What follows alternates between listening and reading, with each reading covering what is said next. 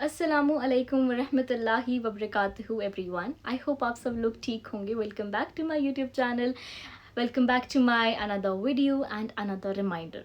सो कोशिश कर रहे हैं कि हमारी किसी एक वीडियो से अगर किसी एक इंसान के लिए भी कोई चेंज हो सकता है, कोई उसकी ज़िंदगी में चेंज आ सकता है या कोई उम्मीद मिल सकती है जिस पे सब कायम है। हम कहते हैं ना, उम्मीद पे दुनिया कायम है। तो बस वही कोशिश कर रहे हैं ये बताने की कि ज़िंदगी में अप्स एंड डाउन्स और मुश्किल तकलीफ़ें परेशानियां हम सब की आती हैं, बट वो एंड ऑफ लाइफ नहीं है। अल्लाह ने हमें जितनी ज़िंदगी दी है उसमें ये चीज़ें होती रहेंगी और उसका सामना हमें करना है, क्योंकि ये अल्लाह सुब्हानहू व तआला ने हमें कहा है ना कि मेरा बंदा, तुम्हें हिम्मत नहीं हारनी है, मायूस नहीं होना है। जितना मुश्किल कोई टास्क होगा वो उसी को दिया जाता है जितना स्ट्रॉन्ग वो सोल्जर होता है, वो इंसान होता है। तो इसको एक ऑनर की तरह लें कि अल्लाह अगर हमें बहुत आजमा रहा है और बहुत मुश्किलें हैं ज़िंदगी में, तो यकीन करें अल्लाह आपसे बहुत मोहब्बत करता है। अल्लाह चाहता है कि आपके दर्जात बुलंद हो। अल्लाह चाहता है आपके गुनाह इस दुनिया में ही माफ़ हो जाए, वहाँ आखिरत में कोई टेंशन ना हो।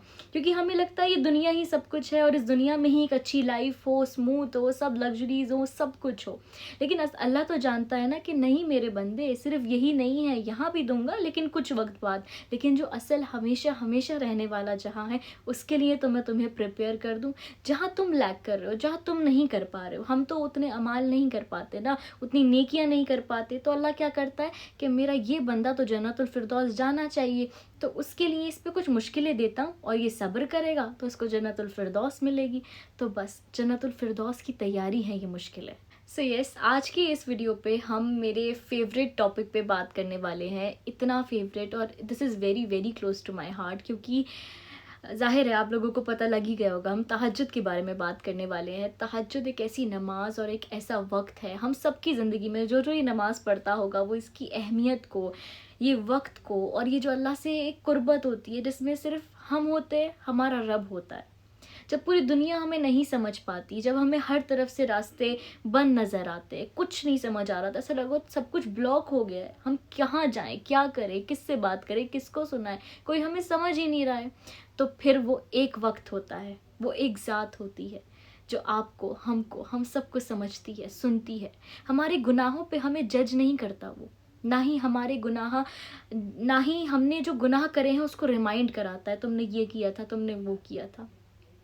बल्कि जब हम तौबा करते हैं ना, तो अल्लाह सुब्हानहू व तआला क़यामत के दिन हमारे गुनाहों को ऐसे साफ़ कर देगा, ऐसे साफ़ कर देगा कि फ़रिश्तों को भी नहीं पता होगा अगर वो लिखे गए हैं तो। और मैं तो दुआ करती हूँ कि अल्लाह जब हम तेरे सामने खड़े हों तो तू हमसे बिल्कुल बहुत राज़ी हो, उसमें कोई गुनाह की और कोई हमसे ऐसे सवाल हिसाब किताब ना हो कि हमने ये किया था कि नहीं, कोई शर्मिंदगी का एहसास ना हो। सिर्फ़ ये हो कि जब हम इस दुनिया से जाएं तो तू हमसे बहुत राज़ी हो। अपने क्या गैर भी हमारे लिए दिल से दुआएं दें, ऐसा इम्पैक्ट हम इस दुनिया में छोड़ के जाएं, ऐसे इंसान हम बने। जानती हूँ मुश्किल होता है इस दुनिया में जब हम देखते हैं कि इतने लोग बुरे हैं, बुरा करते हैं और आपके साथ ना इंसाफ़ी करते हैं, लेकिन असल अच्छाई क्या है? अच्छे के साथ तो हर इंसान का अच्छा रहना बहुत इजी होता है, राइट? लेकिन असली टेस्ट क्या है? बुरे के साथ, जहाँ गलत हो वहाँ आपका अच्छा होना आपको प्रूव करना है, और किसी इंसान को नहीं, आपके रब को प्रूव करना है। हम जब भी ज़िंदगी में सब्र करते हैं वो किसके लिए करते हैं? अल्लाह के लिए करते हैं ना। अल्लाह से अजर मांगने, अल्लाह से सिला मांगने के लिए हम हर एक चीज़ करते हैं। हमें दुनिया वालों से तो सिला नहीं चाहिए ना, और असल में ये दुनिया किसी को किसी भी चीज़ का सिला दे भी नहीं सकती। तो जब भी कोई आपके साथ किसी भी ज़िंदगी के मोड़ पे बुरा करता है, नाइंसाफ़ी करता है, तो बेशक आप जुल्म ना सहें, लेकिन कोशिश करें कि जितना हो सकता है आप सब्र करें और ये कहें कि अल्लाह, यहाँ मैं ताकत रखता था कि मैं उसको जवाब दूँ या फिर उसके साथ भी गलत कर सकूँ, बदला ले सकूँ, लेकिन मैंने तेरी रज़ा के लिए और तुझसे अजर की उम्मीद पे इसको माफ़ किया और छोड़ दिया। तो देखिए वहाँ से आपकी कैसी लाइफ बदलना शुरू होती है, क्योंकि अल्लाह सुब्हानहू व तआला किसी भी बंदे के साथ अपने नाइंसाफ़ी नहीं करता है। अगर उसने तकलीफ़ सही है, जुल्म सहा है और सब्र किया है, तो यकीनन आपका रब आपके साथ है। So yes, without any further delay मैं इस वीडियो में एक वजीफ़ा भी छोटा सा शेयर करने वाली हूँ, जो आप जब 2 नफिल पढ़ते हैं, तहज्जुद की नमाज़ पढ़ते हैं, तो आप ये छोटी सी चीज़ करें। और मैं हमेशा ये चीज़ बोलती हूँ कि कुछ भी पढ़ने से पहले, अल्लाह से बातें करने से पहले, अल्लाह से बहुत सारी दुआएं करने से पहले अपने दिलो दिमाग में यकीन ज़रूर रखना है। आप जिस ज़ात से मांग रहे हैं, छोटी से छोटी चीज़ मांग रहे हैं या बड़ी से बड़ी, उसके लिए कुछ भी नामुमकिन नहीं है। बस ज़ाहिर आपको क्या चीज़ें दिख रही हैं, मुश्किल है, हो ही नहीं सकता, लोग आपको क्या कह रहे हैं, डजंट मैटर। आपका रब कौन है, आप किससे मांग रहे हैं, उसके लिए सब कुन फया कुन का मैटर है। बस उसको आपका यकीन चेक करना है, मेरे बंदे को मुझ पर भरोसा कितना है, बस। तो तहज्जुद की नमाज़ और तहज्जुद का ये वक्त ऐसा वक्त है कि जो भी तहज्जुद की नमाज़ पढ़ता है वो उसकी अहमियत को, और जो अल्लाह से कुर्बत होती है, ऐसा लगता है क्या ऐसा होता है, क्योंकि जब हम अल्लाह से इस नियत के साथ 2 नफिल पढ़ते हैं, वज़ू करते हैं, फिर बातें शुरू करते हैं कि अल्लाह हमारे साथ ये हुआ, तकलीफ़ हो रही है, रास्ता नज़र नहीं आ रहा है, दिल बहुत बेचैन है, परेशान है, हम यकीन तो करते हैं अल्लाह आप पे, लेकिन हमारे दिलो दिमाग में शैतान वसवसे बहुत डालता है, तो हम कुछ टाइम भटक भी जाते हैं और हमारा यकीन जो है कमज़ोर पड़ जाता है। लेकिन अल्लाह तो इसे मजबूत कर दे, हमारे दिलों को दीन पर जमा दे और हमें हिम्मत दे, हमारे लिए आसानियाँ कर दे। हमें आसानियाँ मांगनी है अल्लाह से और ऐसे बात करनी है। देखें, दुनिया का कोई भी रिश्ता आपको नहीं समझ सकता, आपका साथ नहीं दे सकता और ना ही आपसे इतनी मोहब्बत कर सकता, चाहे वो माँ बाप क्यों ना हो, जितना आपका रब आपसे करता है। हर चीज़, हर इंसान उसके बाद है। अगर आपने अपनी ज़िंदगी में इसी तरह से अल्लाह को सबसे ऊपर रखा, यानी कि नमाज का वक्त है और कुछ गलत है तो नहीं, आपको याद करना है कि अल्लाह साथ है, तो आप यकीन करें अल्लाह आपके दुनिया के काम ऐसे बना देगा कि आप हैरान हो जाएंगे। और जो लोग फ़र्ज़ नमाज़ें, देखिए ज़ाहिर है पहले फ़र्ज़ नमाज़ें हैं तो हमें वो पूरी करनी है, वो पहले पढ़नी है, और जो पढ़ते हैं बहुत अच्छी बात है, और कोशिश करें, कोशिश करने वालों की हार नहीं होती है और अल्लाह कोशिशों से बेशक मोहब्बत करता है। तो एक नई रूटीन बनाने की कोशिश करें, कुछ टाइम के लिए एक चैलेंज लें कुछ टाइम का, और तहज्जुद की नमाज़ भी पढ़ें, क्योंकि तहज्जुद की नफ़िलें can change your life like anything and you can not even imagine Allah आपको क्या क्या तहज्जुद की सिर्फ 2 नफिल से दे सकता है। उसमें आप जो ऐड ऑन करना चाहें आप करें, एक्स्ट्रा इबादत और करना चाहें आप करें, लेकिन अगर मिनिमम नहीं कर सकते तो इशा की नमाज के बाद फजर के टाइम से पहले 2 नफिल ज़रूर पढ़ें। सो यस, इस तरह से हम तहज्जुद की नमाज़ पढ़ते हैं।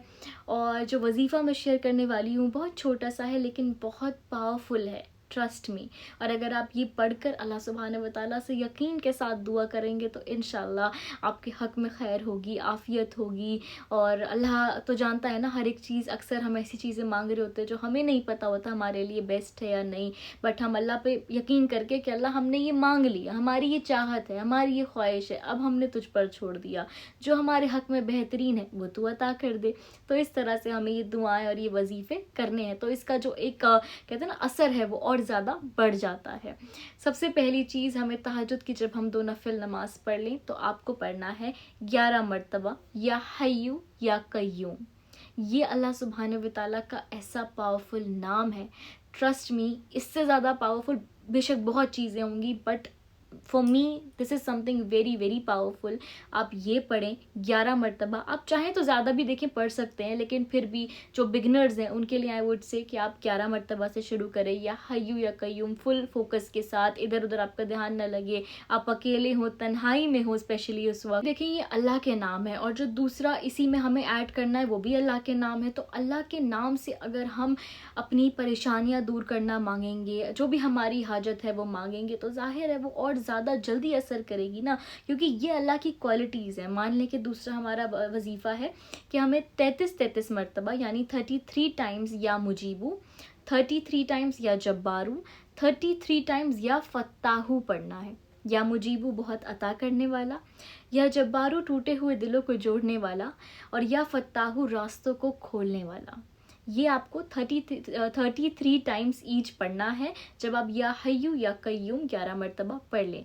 और उसके बाद जो आपकी दुआ है दुरूद शरीफ पढ़ के, और आप कोशिश करें सूरह फातिहा पढ़ें, और अपना जो भी आपको कोई अरबिक की और दुआएं आती हैं वो पढ़ें, और फिर अपनी लैंग्वेज में अल्लाह से बातें करें।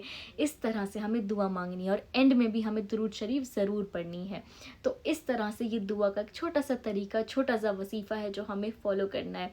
अब लोग पूछेंगे कितने दिन करें। देखिए इसकी कोई ऐसी मिकदार नहीं है, बट फिर भी आप कोशिश करें 10 दिन कर लें, 21 दिन कर लें, इस तरह से आप कर सकते हैं। आप रेगुलर बेसिस पे भी करेंगे तो this is very very powerful. तो आपको अपनी लाइफ में चेंजेस दिखना शुरू हो जाएंगे बहुत जल्दी। लेकिन मैं हमेशा बोलती हूँ कि हर एक हैबिट को बनने में, चेंज होने में, एक आदत को बनने में 21 डेज़ लगते हैं। तो आप इतने दिन का कर लिया करें, कम से कम 10 दिन का कर लिया करें, या फिर आप रेगुलर बेसिस पे ये अल्लाह के जो नाम है इनको अपनी ज़िंदगी में रखेंगे तो यू विल फील कि हाँ, इसमें हमारी ज़िंदगी में मौजज़े हो रहे हैं। जब मैं हमेशा बोलती हूँ तो मौजज़े होते हैं, यकीन के साथ, दुआओं की शिद्दत के साथ मौजज़े ज़रूर होते हैं।